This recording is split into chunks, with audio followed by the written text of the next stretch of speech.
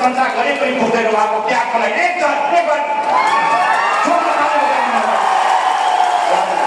उहाँको त्याग र तपस्याको लागि ताली बजाइदिनु धन्यवाद।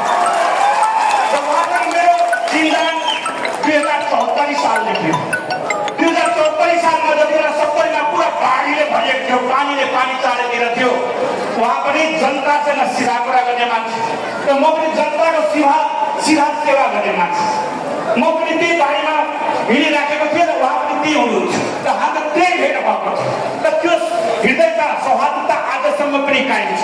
हामी 79 सालको निर्वाचनमा दुवैजना निर्वाचित भएर संसदमा त गयौँ तर हामीभित्र छटपटी थियो, कुटुटी थियो कि कसरी देश बदल्ने, कसरी व्यवस्थामा परिवर्तन ल्याउने, कसरी जनताको अपेक्षा गर्ने। र त्यही भएर हामी जहिले पनि छटपटाइराखेका हुन्थ्यौँ।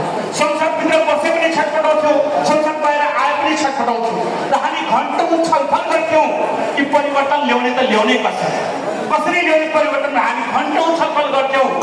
र मैले एउटा सार्वजनिक कार्यक्रमले भनेको थिएँ, हाम्रो डाक्टर साहबको पार्टीको वार्षिक महोत्सवमा गफ गरेर मैले भनेको थिएँ कि रविजी तपाईँ बिपी कोइराला पछिको नेता हुन्छ जसले यो देश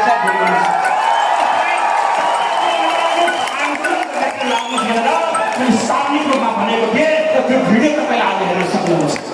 र आन्दोलन पनि भयो र जनताले यति माया गरे कि 2/3 बहुमतले राष्ट्रसभालाई संसदबाट पुर्याइदिए।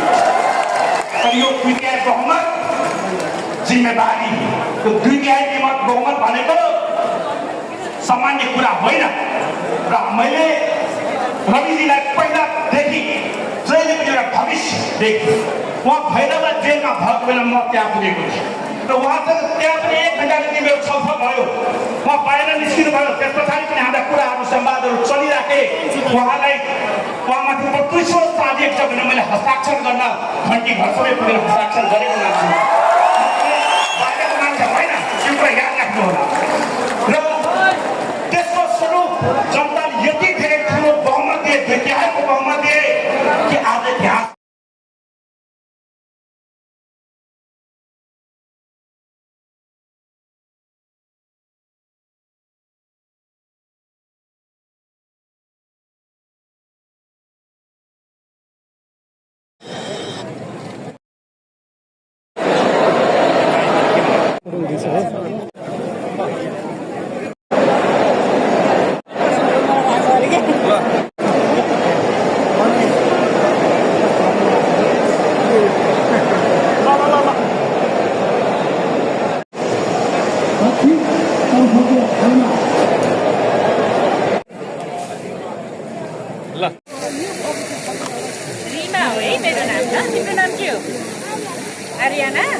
परिचय पत्र र खाना सुरु हुँदैछ।